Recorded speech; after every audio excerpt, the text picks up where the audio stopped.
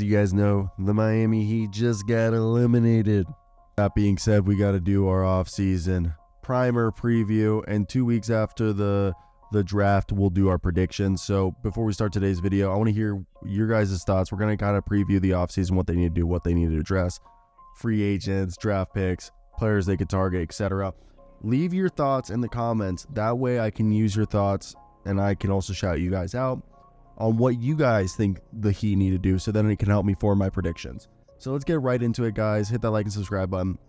So 46-36 was the Heat record. They were a play-in team.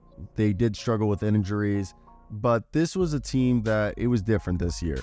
The Heat, in comparison to the Heat of years past, I felt like Duncan Robinson in the postseason did not perform. I honestly think Duncan Robinson, it's time to move on there.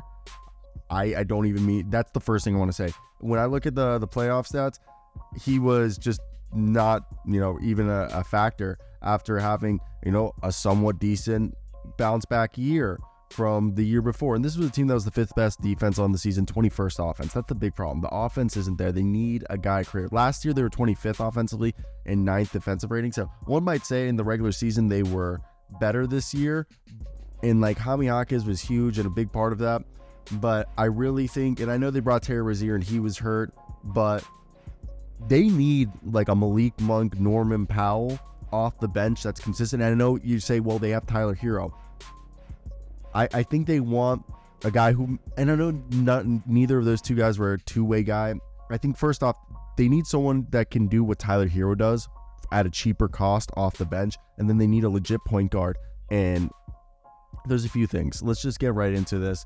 And because I'm rambling. So the Heat here, they reached the finals. They trade a future first for Terry Rozier. They finished the season with the 7th highest payroll. Miami will be paying $15.7 million in luxury tax penalty.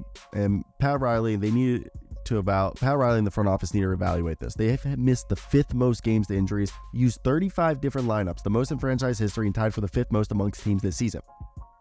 Hero, Adebayo, and Butler played 27 games in a total of 499 minutes together. Butler and Rozier missed the first round, lost to Boston. They have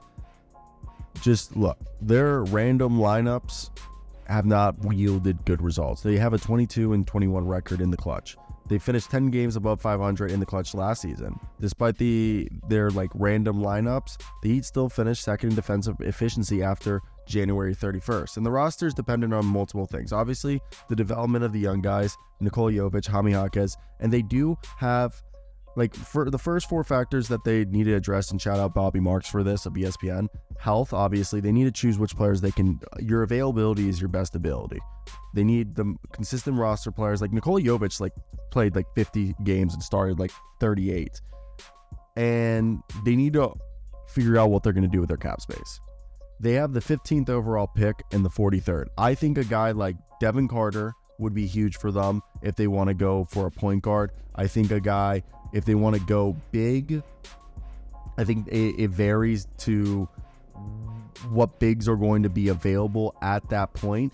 But I think Khalil Ware is a guy or Tyler Smith. I think Kevin McCullough is another guy that could really interest them. So Kevin McCullough, Ryan Dunn, Tyler Smith, Dalton Connect, maybe Bobby Klintman. I think Devin Carter's a great guy for them. Devin Carter basically was raised in that building.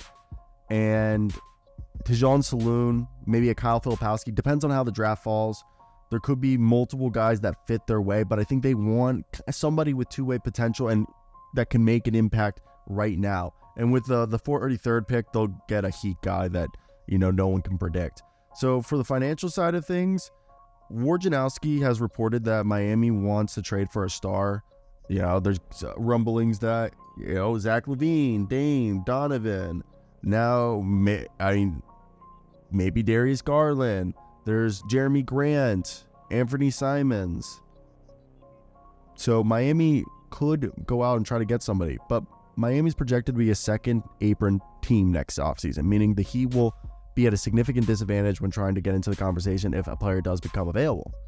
They have 2 financial windows right now. The Heat are currently constructed as a team that is $5.1 million over the first apron and $5.2 million below the second. Because of the apron restrictions in the new CBA, Miami's not allowed to take back more money in a trade than it sends out or use its 3 existing trade exceptions of $9.5 million, $7.2 million, $6.5 million. If the Heat send down money or aggregate contracts as part of a trade between now and June 30th, the $189.6 million second apron hard cap is triggered for next season, which will make it difficult to make a trade for a disgruntled star. Starting July 1st, Miami has $189.5 million in salary and is right at the second apron when taking into account its first round pick that they will draft if they keep that pick, the 4 player options that they have, and Hero's unlikely bonuses. Martin makes 7.1, Love makes 4, Richardson makes 3.1, Bryant makes 2.8, and each have until June 29th to opt out, as their current free agent situation is. Martin's a player option, Bryant's a player option, Kevin Love's a player option, Jamal Cain, Adontis Williams, and Cole Swider are all restricted free agents. Josh Richardson's also a player option. DeLon Wright, Patty Mills, and Haywood Highsmith are all unrestricted free agents. Now, that's what they need to understand. So Butler's future is, it's interesting because before he came, they had missed the playoffs in 2 of the last 3 seasons, had not reached the finals since 2014.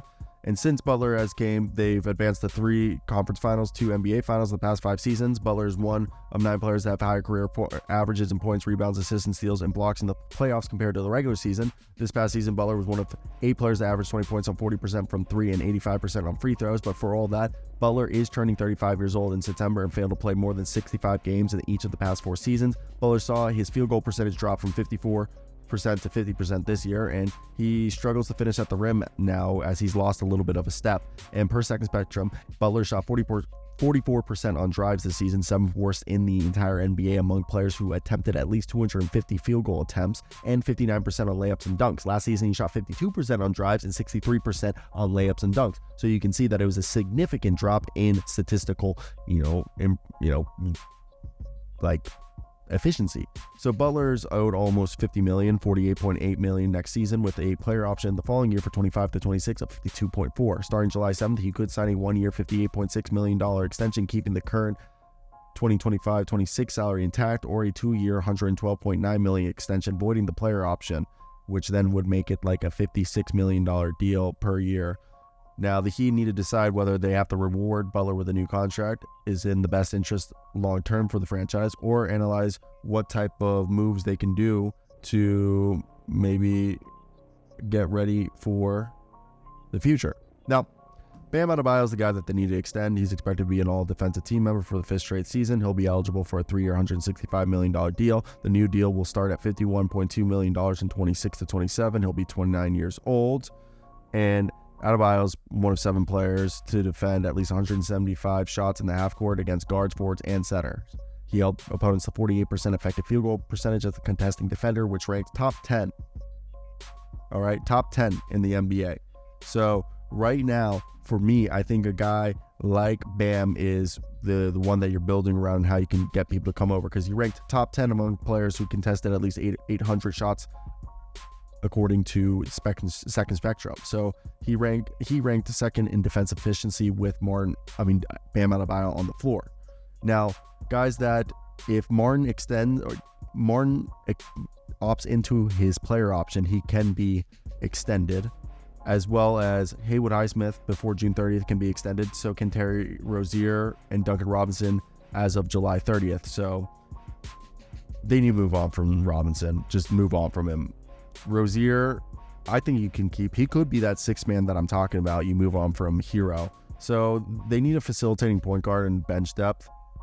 And when you look at this team, they were, they were bottom 5 in rebounds, and also, they're the 12th worst pass assist team. So when we look at the free agents that they could go after real quickly, it's not super spicy. Like Tyus Jones might be too rich for them.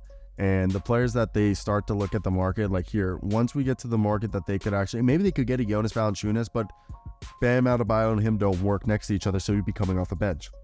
Buddy Hield would be cool, but does he make you lose too much of defense? As they need point guard depth, a true point guard, and then just bench depth.